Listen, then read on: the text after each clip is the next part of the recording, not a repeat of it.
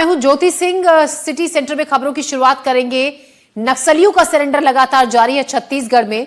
बस्तर में 24 घंटे के भीतर 69 नक्सलियों का सरेंडर हो चुका है। बुधवार को बीजापुर में 41 नक्सलियों ने हथियार डाले। नारायणपुर में 28 नक्सली मुख्यधारा में लौटे।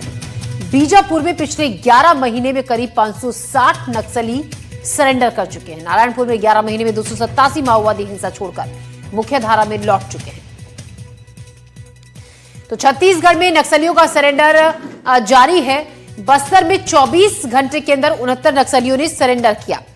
बुधवार को बीजापुर में 41 नक्सलियों ने हथियार डाले हैं। नारायणपुर में 28 नक्सली मुख्यधारा में लौटे। लगातार सरेंडर करने का सिलसिला जारी है। बीजापुर में अगर हम पिछले 11 महीने की बात करें तो करीब 560 नक्सली सरेंडर कर चुके हैं, जबकि नारायणपुर में 11 महीने में 287 माओवादी हिंसा छोड़कर वापस मुख्यधारा में लौट चुके हैं। राजनांदगांव में नक्सलियों के पत्र पर एसपी अंकिता शर्मा ने जवाब दिया। एसपी अंकिता शर्मा ने नक्सलियों को दो टूक कहा। जब नक्सलियों ने पत्र में कहा कि हमें फरवरी तक का वक्त दे दो सरेंडर करने के लिए, तो एसपी ने साफ साफ अंकिता शर्मा ने यह कहा कि इतना वक्त नहीं दिया जा सकता है, सरेंडर कर दो, क्योंकि बहुत लंबा वक्त ये है और लगातार उन इलाकों में सर्चिंग अभियान जारी रहेगा जिन इलाकों में नक्सलियों की मूवमेंट है। तो जल्द से जल्द सरेंडर करने के लिए नक्सलियों से कहा गया।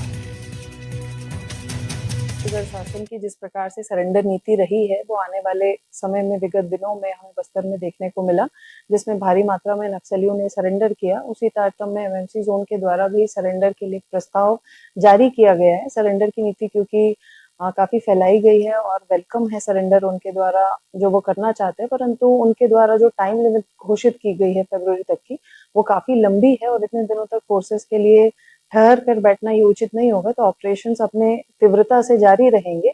इससे बेहतर है कि वो अपने समय सीमा का पुनः चिंतन करते हुए उसे पूर्व में ही सरेंडर करें, ज्यादा उचित है। तो ऑपरेशन जारी रहेंगे। बेहतर है कि जल्द से जल्द नक्सली सरेंडर कर दे। एसपी अंकिता शर्मा ने ये नक्सलियों को दो टूक जवाब दिया। राजनांदगांव में नक्सल दंपत्ति ने सरेंडर किया। सरेंडर नक्सल दंपत्ति पर था उस 20 लाख का इनाम, नक्सली धनुष पर था 14 लाख का इनाम और महिला नक्सली रोनी पर था 6 लाख का इनाम। बस्तर में एमएमसी जोन में सक्रिय थे ये दोनों नक्सली। तो लगातार नक्सली सरेंडर कर रहे हैं। अगर हम पिछले कुछ वक्त की बात करें तो बड़ी संख्या में नक्सली सरेंडर कर चुके हैं। जिन नक्सलियों पर इनाम था लाखों का, वो भी सरेंडर कर रहे हैं। बस्तर में एमएमसी जोन में सक्रिय थे ये दोनों नक्सली। छत्तीसगढ़ के बीजापुर जिले में सुरक्षा बलों को एक बड़ी कामयाबी मिली। 41 नक्सलियों ने सुरक्षा बलों के सामने सरेंडर किया। सरेंडर करने वाले नक्सलियों पर करोड़ों रुपए का इनाम घोषित था।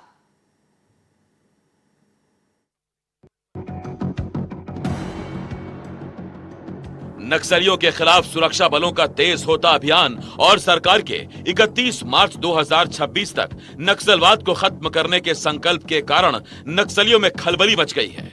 एनकाउंटर में खूंखार नक्सली हिडमा के मारे जाने के बाद नक्सली खौफ में हैं। नक्सलियों को समझ आ गया है कि सरेंडर नहीं करने पर उनका हाल भी हिडमा जैसा हो सकता है। यही वजह है बीजापुर में 41 नक्सलियों ने सुरक्षा बलों के सामने सरेंडर किया। आत्मसमर्पण करने वालों में कई बड़े और मध्य स्तरीय नक्सली शामिल हैं, जिन पर लाखों रुपए का इनाम है। इन नक्सलियों में से 32 पर भारी भरकम इनाम घोषित था, जिनकी कुल इनामी राशि लगभग 1 करोड़ 19 लाख रुपए है। जिन नक्सलियों ने सरेंडर किया उनमें पंडरू हपका उर्फ मोहन, उसकी पत्नी बंडी हपका, लखू कोरसा, बदरू पुनेम, सुखराम हिमला, उसकी पत्नी मंजुला हिमला उर्फ शांति, मंगली माडवी उर्फ शांति, जयराम कडियम और पांडो मडगम उर्फ चांदन, माटा कडियम उर्फ मंगल, जमली कडियम और जोगी मडगम उर्फ मालती का नाम शामिल है। जिन 41 नक्सलियों ने सरेंडर किया उन पर कुल 1 करोड़ 20 लाख रुपए का इनाम था। इनमें 9 नक्सलियों पर 8-8 लाख रुपए का इनाम था, 3 नक्सलियों पर 5-5 लाख रुपए, 12 नक्सलियों पर 2-2 लाख रुपए और 8 नक्सलियों पर 1-1 लाख रुपए का इनाम था। बीजापुर में सीआरपीएफ और जिला पुलिस के समक्ष में एक 40 माओवादी कैडर ने आज आत्मसमर्पण करने का निर्णय लिया है और मुख्यधारा से लोग जुड़ रहे हैं। इसमें एक अच्छी बात यह है कि इसमें साउथ सब जोनल ब्यूरो उसके 39 माओवादी हैं जो आज सरेंडर कर रहे हैं।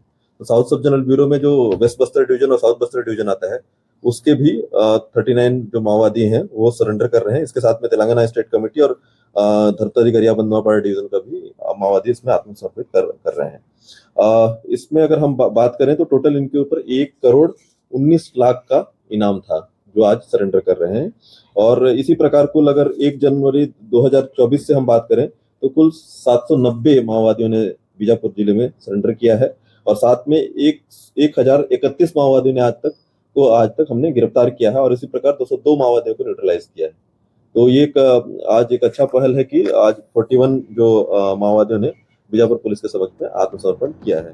वहीं आत्मसमर्पण करने वाले सभी नक्सलियों को प्रोत्साहन राशि के तौर पर 50-50 हजार रुपए फौरन दिए गए। उन्हें पुनर्वास योजनाओं का लाभ मिलेगा जिससे वो समाज की मुख्य धारा में लौट सके। इस साल पुलिस ने बीजापुर में 528 नक्सलियों को गिरफ्तार किया है, जबकि अलग अलग मुठभेड़ में 144 नक्सली ढेर हुए हैं। वहीं 560 नक्सली मुख्य धारा में शामिल हुए। इस बीच प्रदेश के सीएम विष्णुदेव साय ने कहा कि प्रदेश में नक्सलवाद अब खात्मे की ओर है। उन्होंने कहा कि सरकार ने जो 31 मार्च 2026 तक नक्सलवाद के अंत का समय सीमा तय किया है, उससे पहले ही नक्सलवाद का अंत हो जाएगा।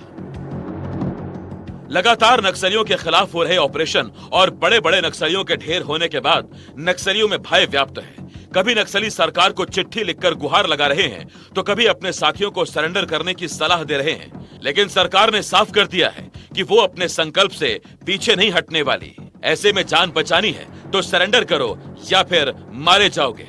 तय नक्सलियों को करना है। एनडीटीवी के लिए बीजापुर से विकास तिवारी की रिपोर्ट। और इसी पर बात करने के लिए रायपुर से नीलेश त्रिपाठी हमारे सहयोगी हमारे साथ जुड़ रहे हैं। नीलेश, जिस तरीके से नक्सलियों के खिलाफ एक के बाद एक बड़े ऑपरेशंस चलाए जा रहे हैं, इससे कहीं ना कहीं नक्सलियों में खलबली है और अब नक्सली इसी से घबराकर इतनी बड़ी संख्या में जल्दी सरेंडर कर रहे हैं।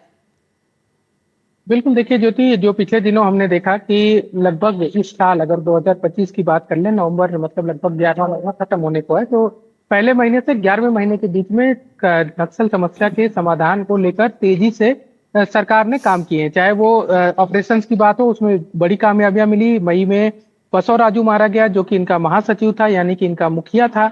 और इसके अलावा सेंट्रल कमेटी के अलग अलग मेंबर जो हैं, चाहे चलपति हो चाहे अन्य लोग हों, वो गरियाबंद के मुठभेड़ में या फिर बीजापुर में सेंट्रल कमेटी के मेंबर मुठभेड़ में मारे गए। और हाल ही में इसी महीने जो सबसे बड़ी कामयाबी के तौर पर देखा जा रहा है, माड़वी हिड़मा को आंध्र प्रदेश जो सीमावर्ती क्षेत्र है सुकमा छत्तीसगढ़ से लगा हुआ, वहां पर मुठभेड़ में हिड़मा और उसकी पत्नी को मारा गया, जो कि हिड़मा अपने आप में छत्तीसगढ़ का इकलौता ऐसा कैडर था जो कि सेंट्रल कमेटी मेंबर पहुंच चुका था माओवाद संगठन में और काफी दुर्दांत था। उसके भी मारे जाने के बाद अब जो नक्सल कैडर हैं, खासकर जो छत्तीसगढ़ में सक्रिय हैं, उनको इस बात का एहसास बिल्कुल हो चुका है कि अगर या तो वो पुनर्वास करने के लिए वापस मुख्यधारा में जुड़ जाएं और अपनी जिंदगी बचाकर नई जिंदगी की शुरुआत करें, या फिर ऑपरेशन जब होंगे तो फिर वो जब भी लड़ाई होगी उनके साथ तो वो उनको ही नुकसान के लिए वो अपने आप को तैयार रहें।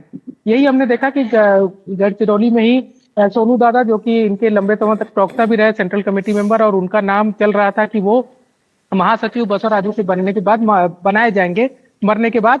उन्होंने भी सरेंडर किया, उनकी पत्नी ने सरेंडर किया, फिर 102 सरेंडर हुए एक साथ बीजापुर में और अब 41 सरेंडर कर हुए हैं। तो ये उसका ही नतीजा है। और इतना ही नहीं, एक पत्र भी माओवादियों के एमएमसी जो महाराष्ट्र और मध्य प्रदेश छत्तीसगढ़ कॉरिडोर जो इनका है, एमएमसी का जो जोन है, वहां से भी एक पत्र आया है कि 15 फरवरी तक हमें समय दे दीजिए, हम सरेंडर कर रहे हैं, हम पुनर्वास के लिए विचार कर रहे हैं, शांति वार्ता के लिए कर रहे हैं। तो इस पे उप मुख्यमंत्री विजय शर्मा, जो छत्तीसगढ़ के गृह मंत्री भी हैं, उनका कहना था कि 15 फरवरी नहीं, 15 दिन ही काफी है, 15 दिन में आप डिसीजन ले लीजिए, वरना जो ऑपरेशन हो रहे हैं वो तो होंगे ही। तो ऐसे में उसके बाद ही ये देखने को मिला कि 40 लोग कल सरेंडर किए हैं और भी संख्या और होने वाली है आने वाले दिनों में।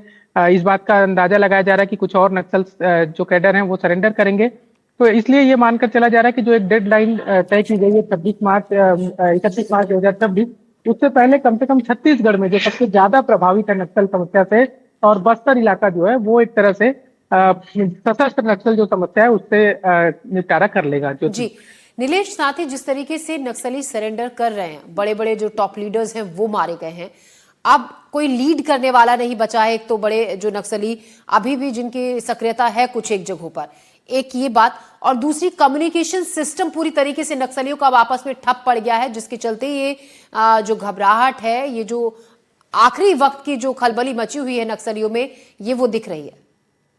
बिल्कुल देखिए इनका जो सपोर्ट सिस्टम है, सबसे पहले बात अगर हम उस पे कर लेंगे, जो सपोर्ट सिस्टम था जो उनको सपोर्ट पहुंचाता था, वो एक तरह से पूरी तरह से उस पर अंकुश लगाने में सरकार जो है वो कामयाब हुई है। चाहे वो शहरी नेटवर्क हो या फिर इनके पास लॉजिस्टिक पहुंचाने का जो एक पूरा चेन था, उसके बारे में सरकार ने पता लगाया। हमने देखा कि पिछले महीनों की बात है कि रायपुर से भी एक जो नक्सल को उसकी पत्नी के साथ गिरफ्तार किया गया था। उन दोनों का काम शहर में जो नेटवर्क है उसका जंगलों में उस तक सुविधाएं पहुंचाना उसका काम था, उसको भी पकड़ा गया और इसके अलावा अन्य गिरफ्तारियां भी हुई हैं।